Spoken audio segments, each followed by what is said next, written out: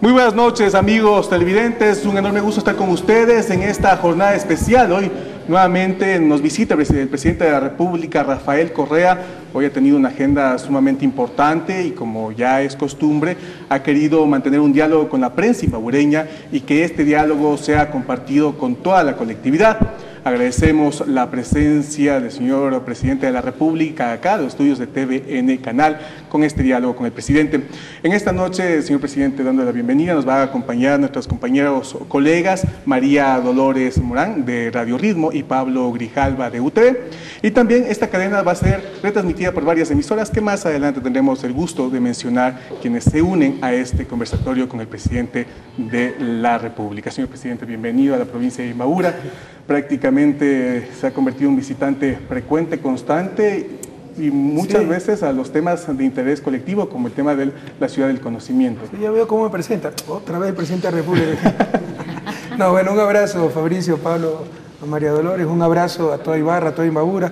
Un gusto estar aquí y muchas gracias, porque no estuvo planificada con la debida anticipación esta entrevista y muy gentilmente pues nos abrieron el espacio, porque siempre que visitamos una ciudad, una provincia, pues nos gusta rendir cuentas a la ciudadanía, aunque hemos hecho un conversatorio con medios, una entrevista de 1 hora, con preguntas, respuestas, contrarréplica, es mucho más esclarecedora para el público, así que muchísimas gracias por permitirnos rendir cuentas a nuestra ciudadanía. Señor presidente, bienvenido, gracias por estar nuevamente aquí en TVN Canal. La gente del norte del país sin duda está muy pendiente de los temas que vamos a tratar y damos inicio precisamente a este conversatorio, señor presidente.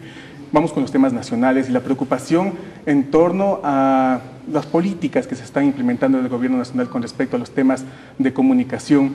El día sábado usted en el enlace sabatino ya anunció la posibilidad de que el gobierno no autorice a los ministros a participar en entrevistas en medios de comunicación privado. La consideración es que la presencia de los ministros lo único que hace es avivar los niveles de audiencia de estos medios de comunicación en beneficio económico. Es el concepto que se estaría manejando. ¿Lo mantiene así y hasta cuándo se va a mantener esta medida? Tomando en cuenta que la ministra Betty Tola hoy prácticamente ha confirmado que la misma está en vigencia. No, no está en vigencia, pero en uso de mi libertad de expresión hice una reflexión en público. Yo creo que es una reflexión muy valedera, no debemos tener miedo ni temas tabúes y creo que hay que discutir estas cosas. Si hay negocio dedicado a la comunicación, y aquí sinceramente, no por estar en este medio, yo hago una diferencia entre medios locales, regionales, a los medios nacionales. El nivel de poder, de riqueza, de acumulación es totalmente diferente. Yo pregunto, ¿por qué los ministros, el presidente, tenemos que darle más dinero, más utilidad a la familia Alvarado de Coavisa, a la familia Mantilla del Comercio, a Fidel Egas de Teleamazonas? ¿Por qué? Entonces son reflexiones válidas e incluso tenemos que hacerlas más profundas. ¿Por qué tenemos que darle publicidad? ¿Por qué tenemos que llevar gratis a sus camarógrafos, reporteros a las diferentes citas internacionales? Si son negocios con fines de lucro. ¿Correa está contra la libertad de expresión? No. Hagan fundaciones sin fines de lucro, radio comunitario, y con todo gusto llevamos a sus reporteros, con todo gusto le damos publicidad, con todo gusto vamos a darle información, entrevistas, pero si son negocios, yo creo que es perfectamente legítimo preguntarse por qué nosotros tenemos que hacer más ricos allá las ricas familias, insisto, Alvarado de Coavisa, Egas de Teleamazonas, Mantilla de Diario El Comercio, los Pérez del Universo. ¿Por qué? ¿En nombre de qué libertad? Perdóneme si no entiendo. Señor presidente, muy buenas noches a todos nuestros amigos televidentes, oyentes en la provincia de Imbabura, en toda la región norte del país y a todos los presentes aquí en el CER. Qué gusto, esta mañana le vi muy optimista en Urcuquí cuando la señora gobernadora le dijo que le daba la bienvenida a una tierra de las brujas voladoras y a una tierra donde se fabrica la miel, la panela. Y bueno, para todo, parece que a los niños y a las niñas les encantó. Así fue la introducción de la señora gobernadora dándole la bienvenida. Bienvenido acá a nuestra tierra nuevamente, señor presidente. Tengo una gran inquietud. El por qué, bueno, esto del sábado, este pronunciamiento ante casi la prohibición de los ministros a los medios de comunicación. En una entrevista a la gobernadora el día de ayer también le decía, ojalá no prohíba también a los gobernadores de la provincia, porque si no los medios privados vamos a estar con problemas en estar informados qué hace el gobierno. Señor presidente, tal vez no será que el equipo le están informa, y por qué toma tanta atención a ciertos periodistas. Hay periodistas y periodistas, pero no somos todos. Yo estoy totalmente de acuerdo. Señor Como presidente, hay políticos y hay políticos, no somos todos. Medios de comunicación, y al decir medios de comunicación privados, como que nos afecta, y esto ha tomado también inclusive la preocupación a nivel internacional. Vea, me encanta el tema, pero déjeme hacer una acotación sobre lo de Urcuquí. Yo quedé encantado. Yo conocía Urcuquí, no conocía el sitio exacto de Yachay, pero nos tocó un día espectacular, oiga. Yo creo que la gente va a venir gratis de todas partes del mundo, premios Nobel, para vivir en un sitio tan maravilloso, tan único. Se veía el Cayambe, se veía el Imbabura, el Cotacachi, hasta Mojanda, un cielo azul profundo, una mañana luminosa. Yo quedé encantado, usted lo ha dicho, ¿no? Estaba muy feliz y me dio eso mucha esperanza de que ese proyecto Yachay, el proyecto más importante en la historia del Ecuador, la primera ciudad planificada en toda la historia de nuestro país, va a ser un completo éxito. Sobre lo segundo, me encanta este tema, me encanta, porque primero yo no generalizo, por supuesto que hay buenos periodistas, hay una diferencia enorme entre los medios de comunicación nacionales, que claramente abusan de su poder mediático, de los medios de comunicación regionales, que más bien se pueden acercar a profesionales que se ganan dignamente un sueldo, porque prácticamente no hay utilidades, trabajan con las justas, y lo que hacen es pagar salarios para informar. Pero esos no son los medios nacionales. Los medios nacionales tienen utilidades, con eso ponen otras empresas. ¿Y para qué utilizan su poder mediático? Miren lo que le ha hecho a Camilo Samán, a su familia. Esa gente podrá dormir tranquila cuando le sacan 2 días, 2 páginas enteras con fotos por haber sido deudor de la banca. Es decir, en este país, de acuerdo a la prensa corrupta y de acuerdo a su conveniencia, a su memoria selectiva, porque ellos nunca se sacan los trapos sucios, alguien que debió la banca es un delincuente. O sea, todos los migrantes que están perdiendo sus casitas en España por deberle a la banca son unos delincuentes de acuerdo a otro tipo. ¿En nombre de qué libertad debemos aguantar esto? Entonces ustedes dirán, no, pero es que ellos cumplen con el deber de informar. Maravilloso, pues háganlo sin fines de lucro, para ver si es tanta la vocación que tiene. Mire, la información es un derecho, este es uno de los grandes debates planetarios, históricos. La información es un derecho, es como la justicia, la administración de justicia es un derecho. Imagínense ustedes que la administración de justicia la provean agentes privados con fines de lucro. Sería una barbaridad. Y que de repente ese agente privado haga una sentencia correcta y miren la honestidad, y hace 100 corruptas. No, ese es un corrupto. Así son los medios de comunicación nacionales. De repente sacan una noticia correcta, miren. De repente acierten alguna investigación, miren la libertad de prensa, miren la libertad de expresión. Pero las 100 cosas que sacaron equivocadas, las 200 manipulaciones, las 500 noticias que nunca publicaron porque perjudicaban sus intereses, esto tiene que acabar, esto hay que enfrentarlo, esto es un atentado a la democracia. Y deberíamos reflexionar, y tal vez me estoy adelantando a mi tiempo y me tomarán como un loco, pero verán que al final de la historia me da la razón. Si como ellos mismos se llaman un poder, el contrapoder del poder político, bueno, al igual que el poder judicial, al igual que otros poderes del Estado, que sea público. Pero son negocios privados que se arrogan ellos mismos por su poder mediático el poder de controlar, de ser contrapoder. ¿Y quién le controla a ellos? ¿Y quién controla ese poder desmedido de ciertos medios que manipula, miente en función de sus intereses, que amenazan? Mira lo que le pasó a Camilo Samán, mira lo que te puedo hacer, así que agacha la cabeza o te empapelo a ti también. Tenemos que liberarnos de este yugo. Así es, presidente, bienvenido, buenas noches. Sobre todo reciba un saludo cordial de toda la comunidad universitaria de la Técnica del Norte. Una vez anterior... Pero son de universidad, tienen que reflexionar estas cosas sin miedo. Así es, justamente con usted analizábamos el tema... Es como en la época de la colonia, no critiques al rey, porque es criticar a Dios. Y nos mantenían pues esclavos. ¿Se acuerda cuando analizábamos justamente el tema del rol de los medios de comunicación? ¿Usted no considera que uno de los problemas es que no se ha aprobado la ley de comunicación y que la Asamblea está en deuda? Vea, cuando hay estos poderes excesivos, cuando negocios privados tienen que garantizar derechos, por supuesto que se necesita acción colectiva para garantizar a su vez que hagan bien las cosas. Y esa acción colectiva institucionalizada es la ley. Pero ahí usted ve pues con el poder de la prensa y sus corifeos en la Asamblea Nacional desobedeciendo la Constitución del 2008, la consulta popular del 2011, cómo hacen lo que les da la gana y tienen bloqueado más de 2 años esa ley. Señor presidente, sin embargo, lo que llama la atención un poco de esa posición gubernamental, en los últimos años se ha cuestionado, criticado el papel, el trabajo de algunos periodistas, de algunos medios de comunicación a nivel nacional, pero lo que llama la atención es que estos medios de comunicación nacional funcionan con frecuencias del Estado y se las renuevan las frecuencias cada cierto periodo. Si tan malos son, si tantos errores han cometido, ¿por qué se les sigue dando un bien público para que sigan realizando lo que tanto cuestiona el gobierno? Maravilloso. ¿Dónde está la ley? Pues para controlar eso. Eso es lo que están bloqueando, pues para seguir haciendo lo que le hagan. Usted lo ha dicho, utilizan la televisión y radio, utilizan un bien público, que es el espectro radioeléctrico. Un bien de todos los ecuatorianos. ¿Por qué tenemos que dárselo al señor Alvarado de Coavisa para que se llene los bolsillos de plata, al señor Egas de Teleamazonas, y por qué no a la comunidad indígena Ilumán? Entonces, vaya a ver la historia, cómo se han repartido esas frecuencias. Todas esas cosas son las que hay que enderezar. Pero para eso se necesita ley, porque eso es lo que están bloqueando. Y finalmente, para terminar el tema, no sé si sus compañeros ya tienen que evacuar otros temas.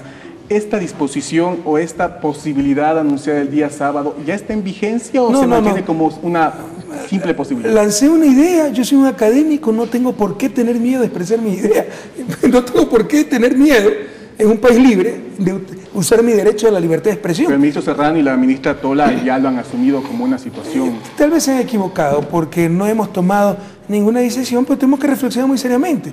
Como tenemos que reflexionar sin temor que lo que diga la CIP, la CIDH y tanta tontería, de que ¿por qué tenemos que darle propaganda del sector público a estos medios privados para que hagan negocio? Porque ellos informan. Bueno, informan pues sin fines de lucro, si tanto es su vocación y amor por la comunicación e la información. ¿Usted qué cree que van a anteponer? ¿La comunicación o el business?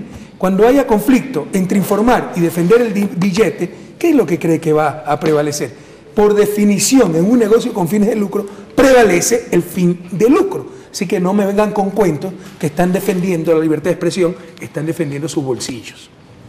Yo quisiera, señor presidente, no se ha tomado muchísimo la gran importancia de los siniestros de tránsito que existe en nuestro país, el Ecuador, y nuestra provincia de Imbabura ocupa un sitial bastante importante en estos siniestros de tránsito, en donde siendo un país pequeño, a nivel latinoamericano nosotros estamos pero muy nombrados. No se le ha escuchado últimamente, por ejemplo, en cuanto a las campañas, ¿cómo evitar? Antes se quejaban, realmente decían los conductores, los choferes profesionales, decían malas carreteras, pero ahora, gracias señor presidente, tenemos unas mejores carreteras, buenas carreteras. Entonces, ¿cuál es el problema en sí? Necesitamos tal vez que venga del gobierno unas señales, unas leyes más drásticas para conducirle a los quienes están frente a un volante. Quisiera también saber, por ejemplo, qué pasó con los chalecos de las motocicletas, que es un grave peligro, y que realmente, ¿dónde está el señor Antón? No es cuestión de ley, es cuestión de cultura. Por si acaso, los accidentes han disminuido, pero son mucho más letales. Eso sucedió en Europa con las supercarreteras. Disminuyeron a la quinta parte de los accidentes, pero eran 5 veces más mortales. Entonces hemos detectado el problema, estamos actuando. La ley ayuda, controles ayuda, sanciones ayuda, estamos comprando centenas de patrulleros, estamos comprando radares, estamos reforzando la policía de tránsito, estamos recategorizando licencias, auditando las escuelas de conducción, que muchas fueron un desastre, una corruptela total, pero en el fondo está un problema cultural, la responsabilidad de cada conductor, entender que no lleva papas, lleva seres humanos, e incluso también la concientización de los propios pasajeros, porque aquí permitimos cualquier cosa, porque usted no se da cuenta cuando un bus va a exceso de velocidad. Prácticamente todos los accidentes que hemos tenido han sido falla humana, exceso de velocidad, no falla mecánica ni problema en la carretera. Entonces, es que los pasajeros no se dan cuenta que un conductor va a exceso de velocidad, que ha recargado demasiado el bus, etc. Entonces, la ciudadanía también debe defender sus derechos. No habrá gobierno en el mundo que pueda controlar esto con choferes irresponsables, que no son todos, estamos hablando de 500.000 choferes profesionales, imagínense, 5.000, ya es apenas el 1%. Entonces, que haya 5.000, el 1% irresponsable hace quedar mal a todos. En todo caso, también necesitamos cooperación de la ciudadanía, pero bueno, estamos tomando cartas en el asunto, se van a poner GPS que nos pueden indicar cuándo una unidad excede velocidad, cuántas veces paró, cuántas horas ha rodado el chofer, y si no podemos prevenir, aunque sea sancionar con mayor drasticidad, porque se va a tener toda la evidencia. Que otra cosa clara, no es solo el responsable el conductor, tal vez frente a algo fortuito, ¿no? Qué sé yo, un derrumbe, algo, pero si ese conductor se quedó dormido por exceso de trabajo, si iba a exceso de velocidad por captar más pasajeros y ganar más plata, eso es responsabilidad también de la cooperativa. Ellos tienen que garantizar el servicio. Es como una empresa. O sea, si yo voy a un restaurante y me intoxico con un plato de comida, no es que meto preso al mesero, pues. Tengo que denunciar al restaurante que tenía que garantizarme que la comida estaba en buen estado.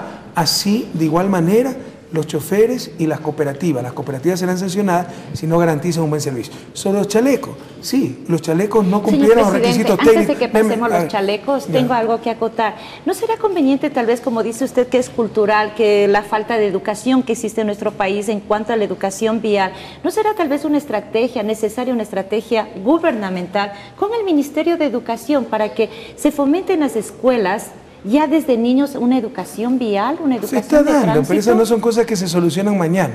Y el problema base está que cualquiera puede adquirir una licencia profesional y, le insisto, la falta de conciencia de ciertos conductores. Y eso no lo va a arreglar solo el gobierno, también el gobierno, pero la ciudadanía, las cooperativas, los propios choferes que tienen que concientizar que no llevan papas, llevan seres humanos. Sobre los chalecos, fallaron los chalecos. Se ha suspendido el contrato, se están cobrando garantías, se están haciendo las acciones legales, no tengo conocimiento de todos los detalles. Continuará la medida, porque es importante. La ley obliga a los motociclistas a tener chalecos reflectivos y la idea es que tengan el número de placas para evitar sicariatos, robos en motocicletas. En otras partes del mundo esto ha dado muy buenos resultados. Aquí los chalecos salieron de mala calidad, mientras no mejore la calidad no podemos exigir. En consecuencia se ha suspendido temporalmente la medida. ¿Y qué es el señor Ricardo Arturo? Te preguntó. Muy bien, gracias, mándele saludos.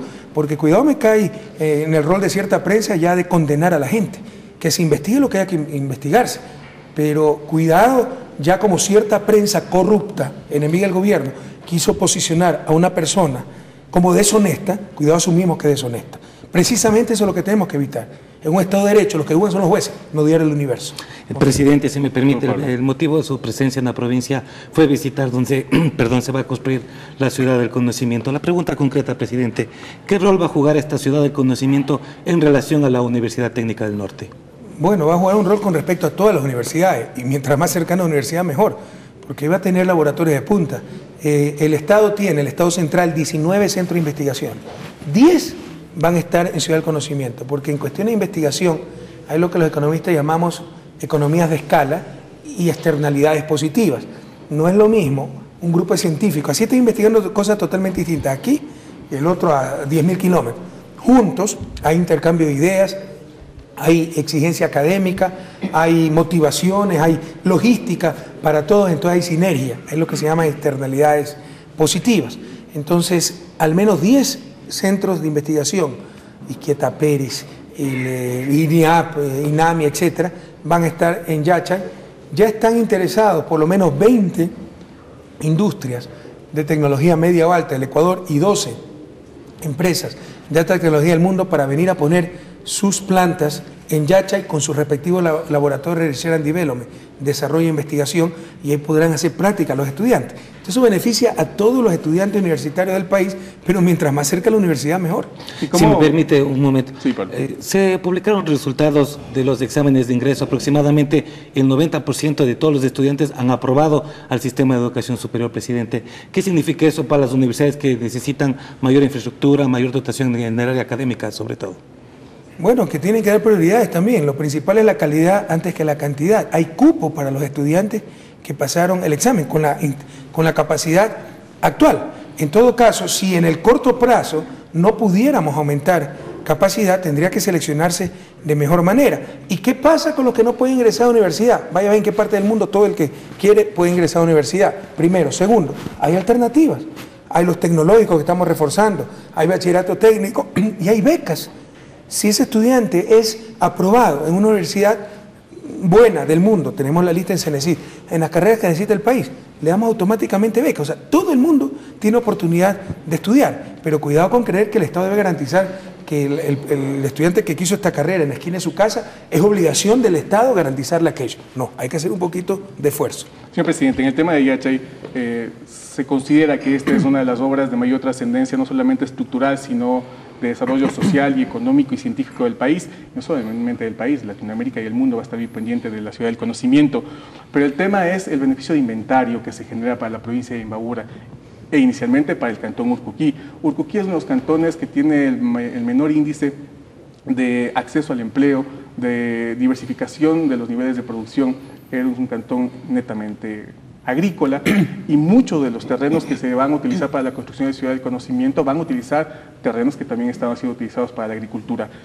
¿Cómo el gobierno va a compensar a Urcuquí todo este tipo de situaciones y cómo el gobierno garantiza que los urcuquireños se van a beneficiar de este proyecto en mejorando su condición de vida? Pues uno de los problemas que va a tener Urcuquí es toda la gente que va a querer venir a trabajar a Yachay, porque no van a faltar mano de obra. Servicios básicos, de alcantarillado, todo potable. Eso se va.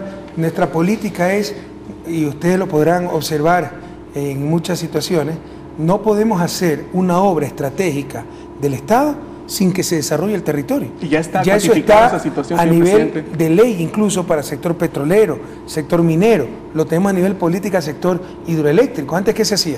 La carretera para hidroeléctrica y los poblados alrededor de hidroeléctrica no tenían ni camino de mula. Ahora, igual o mejor carretero se hace para cada comunidad en el territorio donde está la hidroeléctrica. Lo mismo acá. Yachay es el proyecto más importante de la historia de este país. Va a ser la primera ciudad planificada en 200 años de vida republicana. Pero así como Yachay va a tener alcantarillado, agua potable, buena energía, también lo va a tener Urcuquí. Y para dotar de todas esas cosas, vamos a generar muchas fuentes de trabajo y de eso va a beneficiarse la población de Urcuquí. ¿Ya se ha cuantificado esta inversión extra dentro de lo que es este proyecto de Yachay? La primera fase de Yachay va a costar unos 500 o 600 millones de dólares. Eso son ingentes cantidades de recursos incluido y servirá para mejorar el entorno, claro. Carreteros, estamos hablando justo de caminos vecinales, etcétera, que van a ser mejorados. Estamos hablando de la ciudad de Yachay. Hay tantas preguntas a nivel internacional, nacional, pero ya que ha visitado nuestra tierra, vamos con lo local, señor presidente, para que a ver nos ayude. Pero ahí sí es más difícil la elección. El proyecto Yachay, muy importante para el gobierno y también para, en especial, quienes somos beneficiarios de nuestra provincia de Imbabura. Nosotros estamos acá en la ciudad de Ibarra, la capital de Imbabura, donde se habla de un Centrica Park Boulevard. Casi que todavía no sabemos. Nombre pero que no le gusta, pero usted también ha propuesto que lo cambie. Que nos gustaría a nosotros, los ibarreños, las ibarreñas, quienes habitamos acá en Ibarra, nos gustaría también que nos identifiquemos con propios nombres, que nos identifique así de nuestra tierra. Pero asimismo con Yachay, así estamos con Yachay. Se elimina un aeropuerto. Claro que tal vez por carencia de visionarios administradores anteriores o no sé, este aeropuerto se lo está eliminando. Que sí, quienes hemos nacido acá sí nos da mucha tristeza porque nos hubiera gustado más bien tener un aeropuerto. Y ahora con la ciudad de conocimiento, que vamos a ser visitados por muchas provincias, por muchos países, por muchos extranjeros, no sé, creo yo y creemos muchos de que sí sería necesario mantener un aeropuerto acá en nuestra provincia de Imbabura. Esas son las ilusiones bueno, usted lo ha dicho, ilusiones, pero un país pobre tiene que tomar decisiones, no en base a ilusiones, sino en base a la realidad y en base a la eficiencia. Yo le pregunto, no le quiero preguntar su edad con todo respeto, pero usted dijo que nació en Ibarra. ¿Cuántas veces vino a Ibarra en avión? Sí, 50 años realmente no se ha utilizado. 50 años, ¿cuántas veces vino? No se ha utilizado ese aeropuerto. Entonces, ¿pero qué estamos defendiendo? La población ibarreña, usted lo que ha dicho, estamos defendiendo una ilusión. Seguro. Yo estoy en Lovaina la Nueva, que es la versión belga de Yachay, es la primera, única ciudad creada en Bélgica, fundada en Bélgica en los últimos 300 años. ¿Cuántas personas tendrá ahorita Lovaina la Nueva? 100.000 personas, 100.000 habitantes, de un ingreso muchísimo más alto que el que puede tener Imbabura o Urcuquí. No tiene aeropuerto. Y por si acaso en Bélgica, país unas 15, 20 veces más rico que Ecuador, hay un aeropuerto internacional. Esas son otras cosas que se nos metieron en la cabeza. Símbolo de progreso es que mi ciudad tenga un aeropuerto. Nunca lo vamos a utilizar, pero tener el aeropuerto. No sé, no entiendo esas cosas. Solamente, señor presidente, era por la inquietud de Yachay y por tantos extranjeros que sería hay soluciones más eficientes. Acá. Primero, es muy razonable, por si acaso, uno de los factores para escoger Urcuquí y no escoger otros sitios como asiento de Yachay fue la accesibilidad. Pero para eso lo hizo una empresa coreana. Para un asiático, para un europeo, un aeropuerto a 2 horas es más que razonable. Pero aquí si no lo tenemos en la esquina, ya abandonamos Ibarra. hay que superar esos prejuicios, hay que superar esos estereotipos, nos han hecho mucho daño. Si nos daño. trae una buena y excelente transformación a Ibarra, yo creo que la gente no se va a oponer y toda la región norte del país no se va a oponer. 2000 veces, 200.000 veces, más útil para Ibarra, en lugar de un aeropuerto que nadie lo utilizaba, usted en 50 años nunca utilizó ese aeropuerto, es tener tremendo parque metropolitano, tremendo centro residencial, de desarrollo urbano, espacios verdes, áreas deportivas, 200.000 veces más útiles. Yo le pregunto a los televidentes, ¿cuántos de ustedes, cuántas veces visitaron Ibarra, vinieron a Ibarra? Vía aérea. ¿Qué estamos defendiendo? Las 4 familias que utilizaban los fines de semana el aeropuerto para hacer ultraligeros. Por favor, perdón, quiero concluir con esto. Yo realmente, bueno, no tengo todavía los 50 años, pero a mí me interesa de Ibarra. Me han contado. Pero, señor presidente, en esto vamos. No creo que nos oponemos a que si algo bueno nos traen, gracias.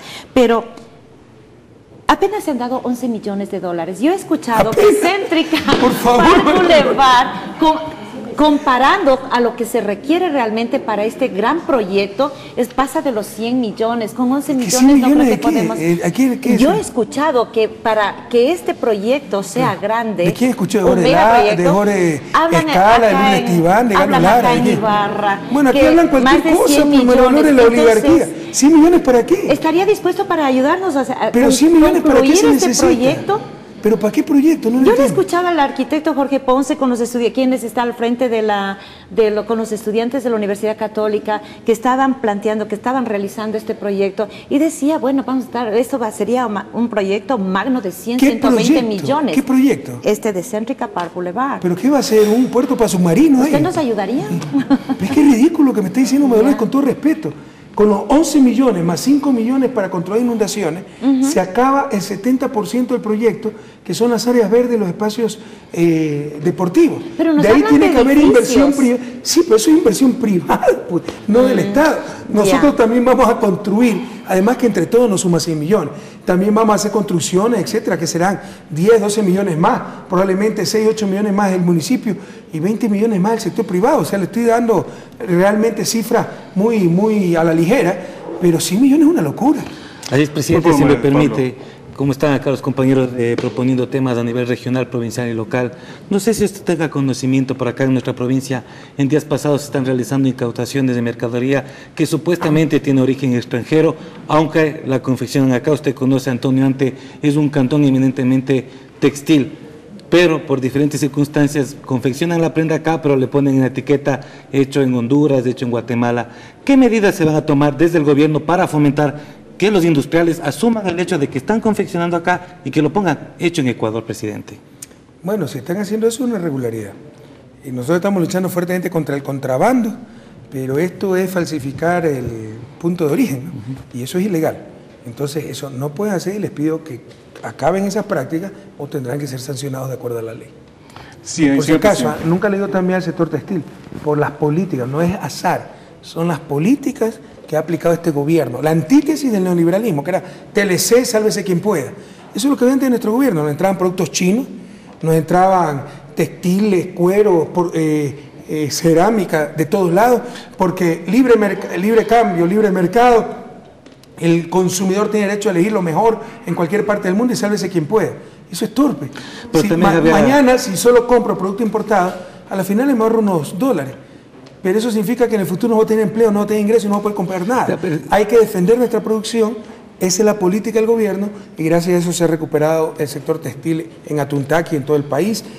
El cuero en Cotacachi, Quinzapincha, Ambato, Ceballos, etcétera, la cerámica en Cuenca, pero son políticas explícitas de la Revolución Ciudadana. Claro, es que también tiene el problema de las marcas, de uso de marcas, presidente, sobre todo la adscripción a patentes, cómo podrían registrar, cómo se podría desde el gobierno poder flexibilizar la cuestión del registro de marcas, por ejemplo.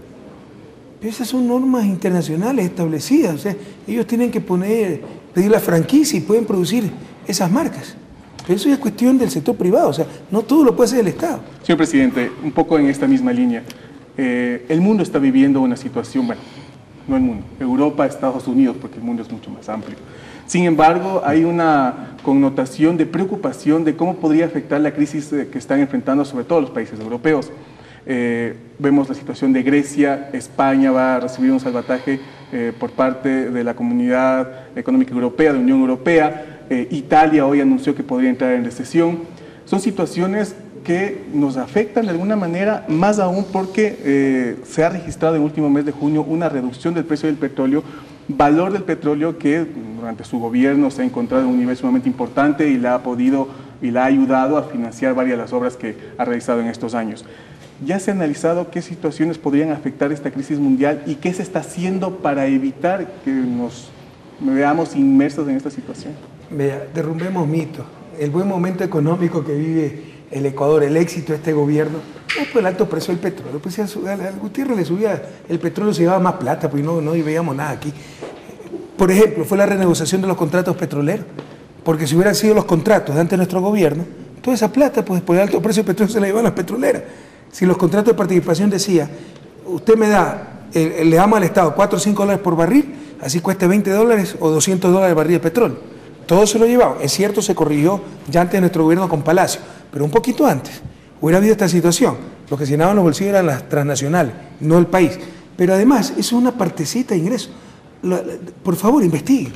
Con mucho, la mayor parte del ingreso que está recibiendo el gobierno, con lo cual podemos hacer Yachay, la autopista Otavalo-Ibarra, los 16 millones para el aeropuerto, perdón, le digo al arquitecto que disculpe, que no son 100 millones, ¿verdad?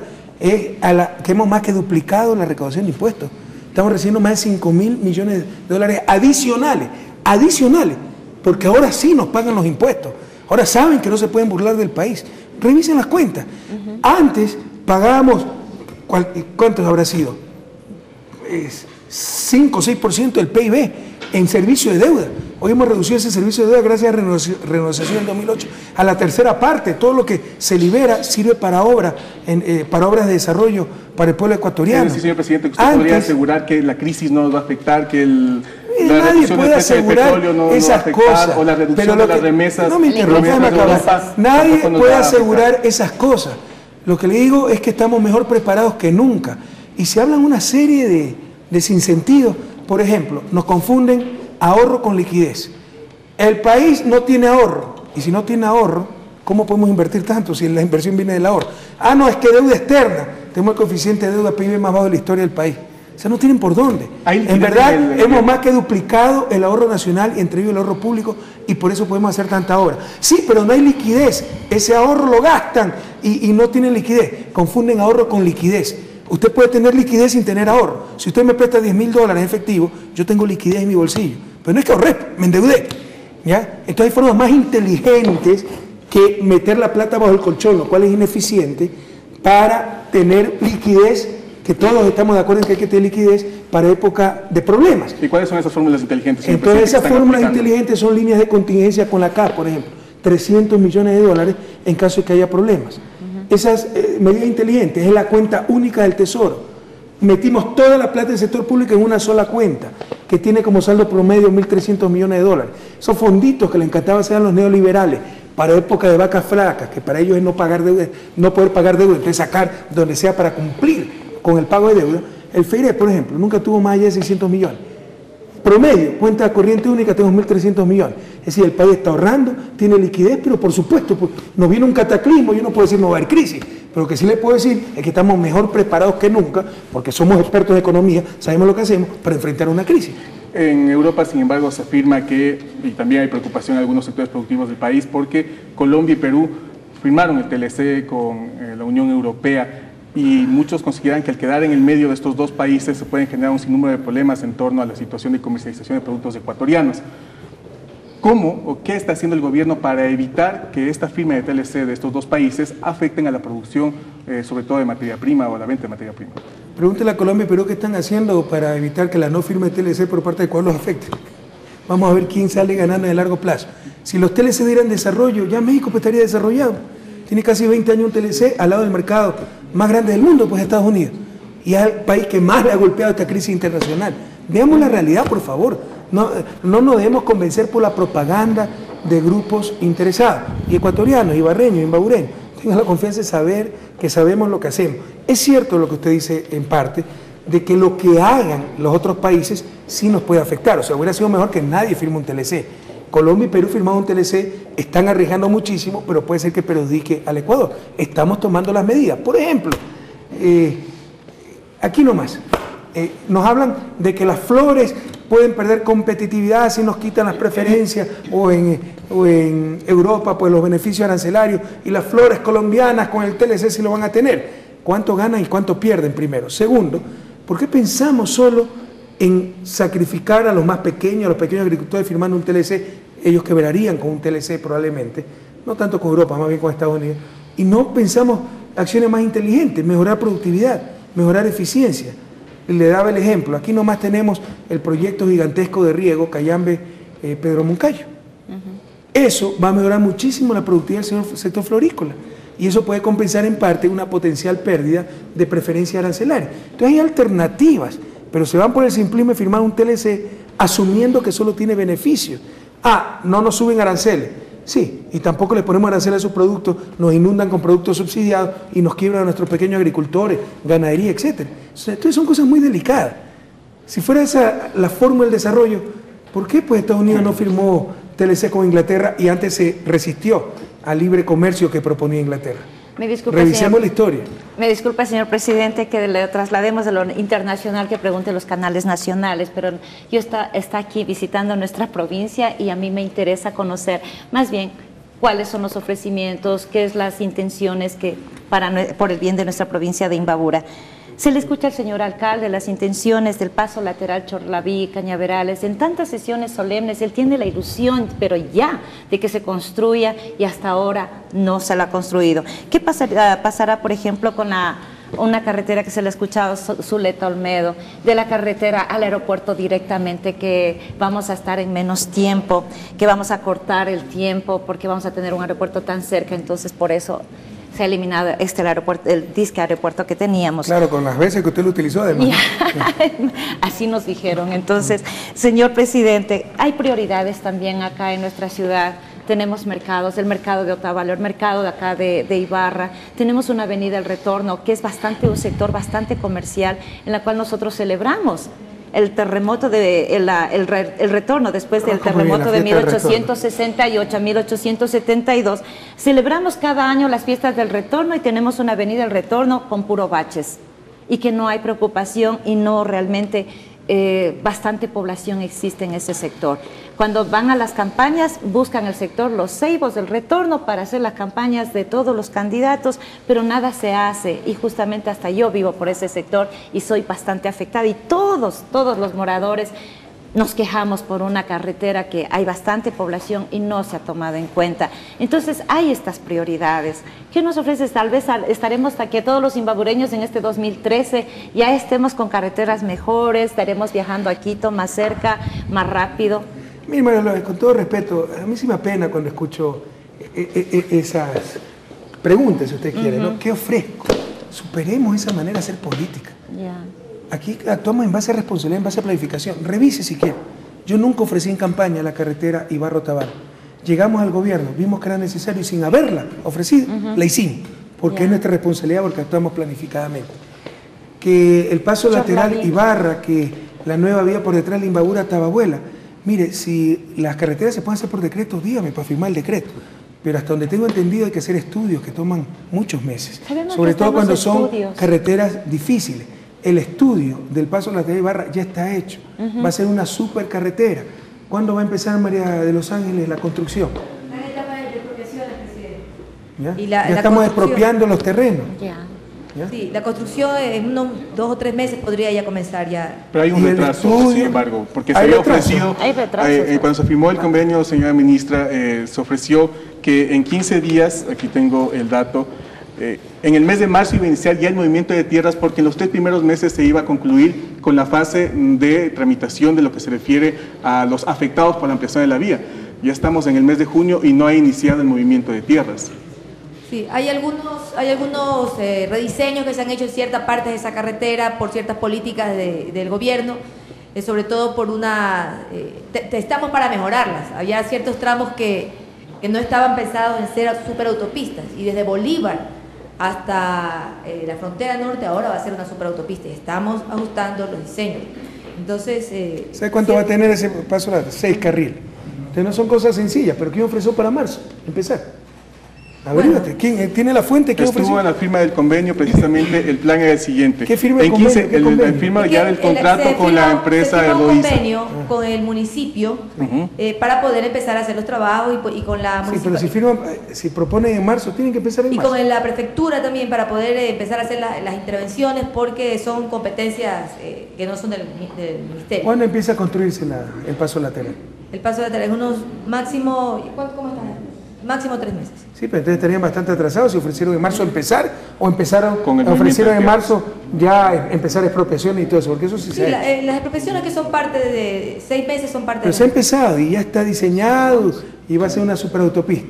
La carretera, por favor, Ibarra, Zuleta, Olmedo, Ayora, para salir a Tababuela, lo cual va drásticamente a disminuir el tiempo para llegar al aeropuerto internacional de Tababuela. Una carretera extremadamente difícil. Recién se van a contratar los estudios.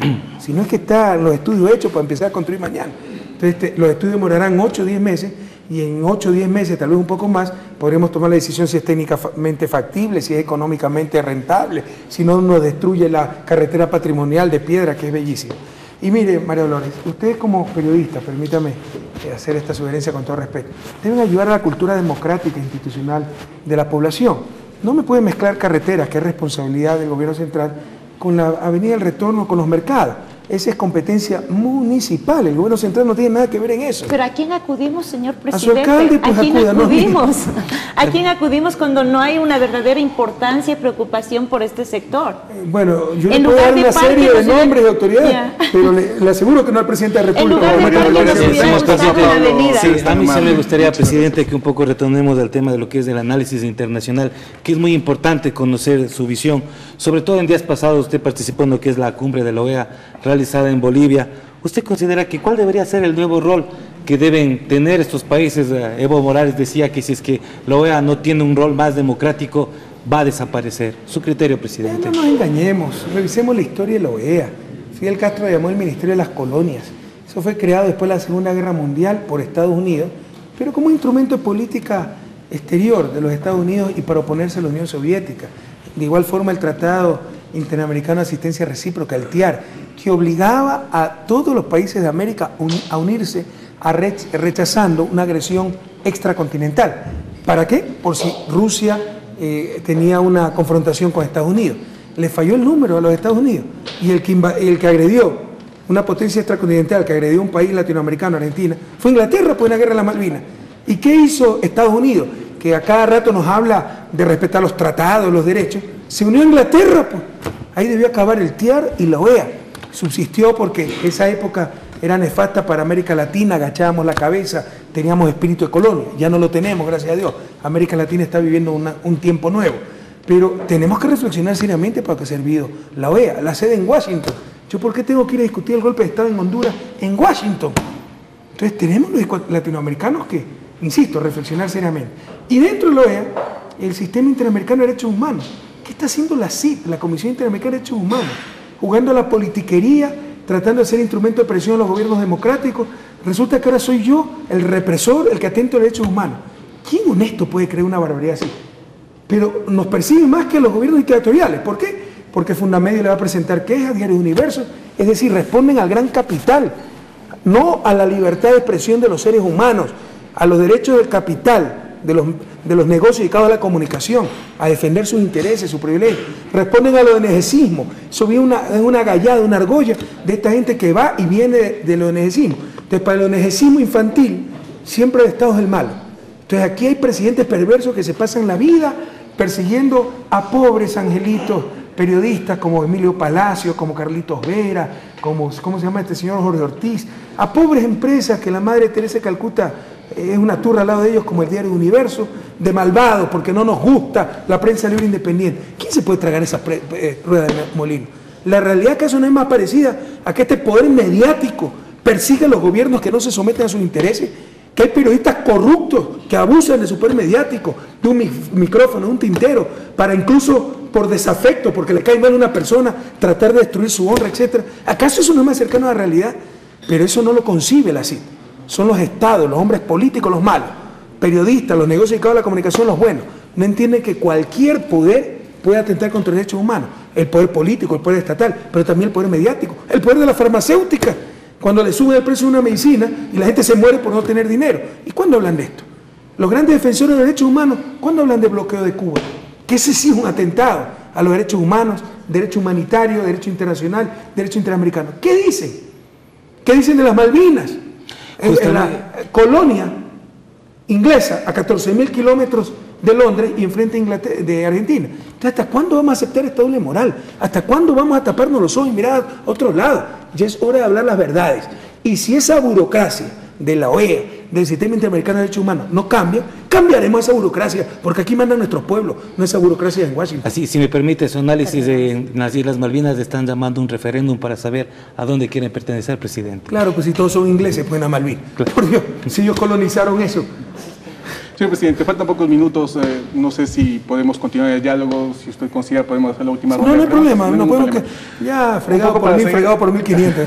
Ya llego a la casa para seguir de con el madrugada. tema. Hoy el Los Angeles Times, en su editorial, sostiene que la tesis de Correa sobre la CID es una tontería, argumentando que no es tan cierto que la CID sea un organismo que sea regido por las políticas norteamericanas.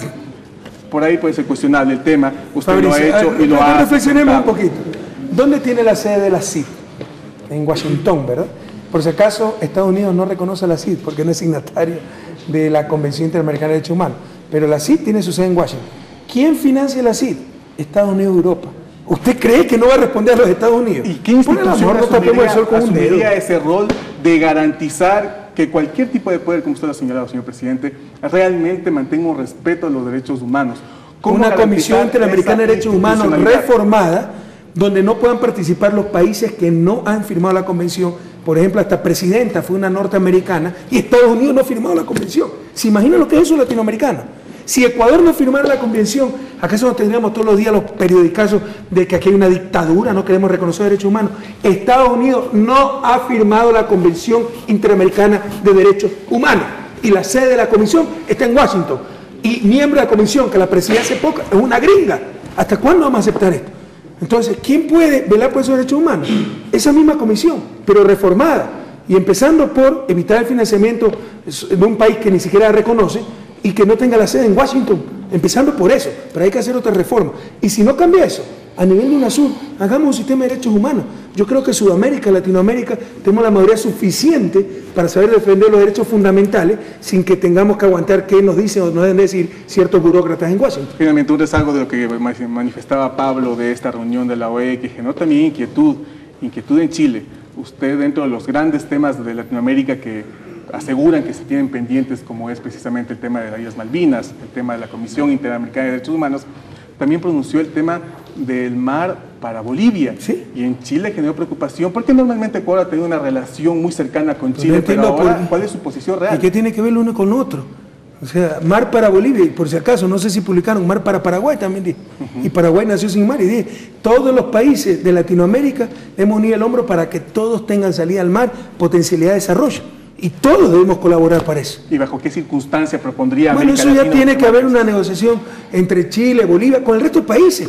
Por ejemplo, acceso, libre tránsito a puertos chilenos en el mar. ¿Ecuador apoya la tesis boliviana o chilena? ¿Pero qué tesis? La tesis con respecto a la propiedad del espacio de disputa hasta Bolivia. Recordemos que hubo un conflicto. Los acuerdos de paz de principios del siglo pasado otorgan a Bolivia libre circulación hacia puertos en el océano. Y eso sí apoyamos. Y el acceso a Bolivia al mar, que nació con mar y lo perdió en la guerra. Paraguay nació sin mar, siempre fue mediterráneo. Y también defendemos un acceso al mar de Paraguay. Y si tiene algún costo, toda América Latina debe unirse para asumir esos costos. No solo los países por donde van a circular estos países mediterráneos. Señor presidente, muchísimas gracias. Ha sido un placer dialogar con usted, preguntarle. ¿Cuántas veces viajó en avión usted?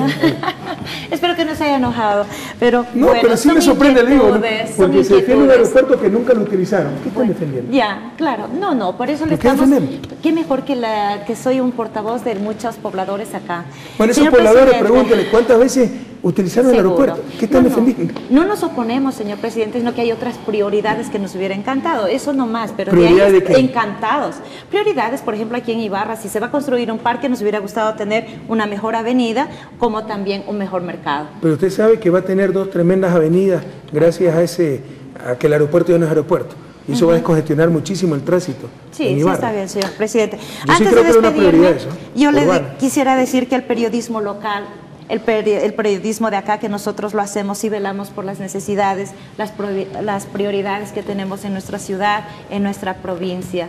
Y ojalá, señor presidente, sería un pedido como una comunicadora social que también se preocupe de quienes hasta estamos inmersos en la comunicación social, en quienes estamos inmersos en el periodismo. Ojalá existiera también una estrategia gubernamental para ayudar, para fortalecer a los periodistas a nivel nacional. Nadie se ha preocupado más que nosotros. Hemos hecho sustanciales incrementos del salario básico.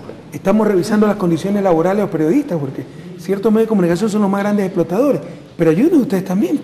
Por ejemplo, profesionalización. Sí, o sea, cualquiera hace las veces de periodista sin ser un profesional, pero a todo eso se opone por los medios de comunicación. No es que después el hijo de Papito no va a poder ser periodista, y es el que heredó el periódico. Entonces ayúdennos. Si me permite una última inquietud, presidente, respecto al problema que hay del maíz acá a nivel nacional. ¿Qué se está haciendo desde el gobierno nacional para que la producción nacional no se vea perjudicada? Y muchas gracias por esta entrevista. Ya lo dije, ¿no?, el sábado pasado. En verdad se mezclaron 2 situaciones. Una cosecha récord, lo cual es bueno, y una importación que se hizo en un momento totalmente inoportuno, lo cual es muy malo. Y no excluimos que haya habido corrupción.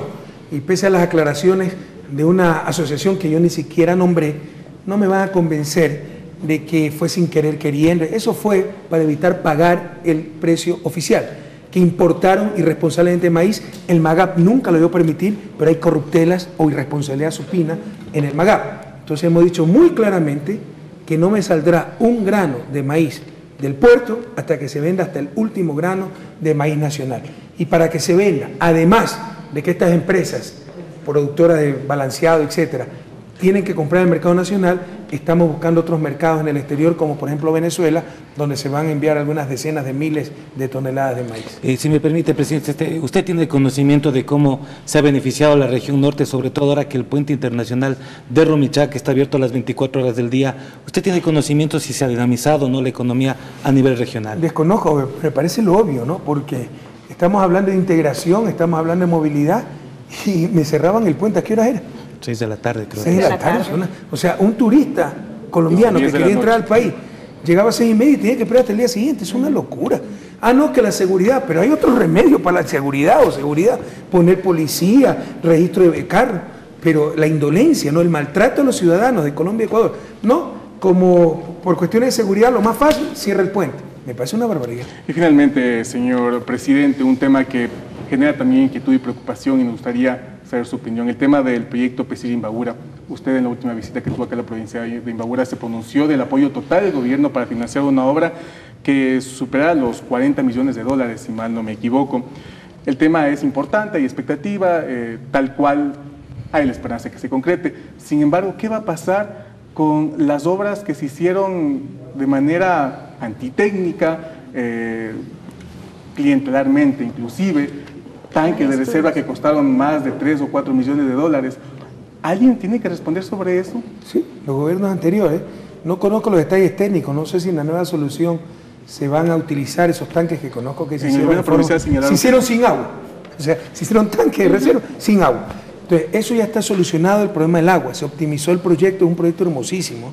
Estamos desviando 3 ríos que van a la Amazonía por un sistema de túneles, represas, lo estamos desviando hacia Pichincha, hacia Imbabura para riego y agua potable. O sea, agua va a haber, el caudal es suficiente, habrá que hacer la tubería, las redes, eso cuesta unos 40 millones, es responsabilidad municipal, pero obviamente estará el gobierno nacional para respaldar, pero no conozco si se van a utilizar esos tanques que se hicieron de forma tan irresponsable. Señor presidente, queremos agradecerle por esta deferencia que ha tenido para TVN Canal, para los colegas periodistas, muchas gracias por su presencia. Quiero agradecer a las radios que se han enlazado, Radio Imperio, Radio Premier, Radio Canela, UTV, Radio Universitaria y Radio Ritmo. Esperamos sobre todo agradecer a la colectividad por habernos acompañado y confiamos de haber llenado la expectativa informativa con este diálogo con el presidente de la República, que esperemos no sea el último, señor presidente. No, si ya me dijo que a cada rato vengo. Bueno.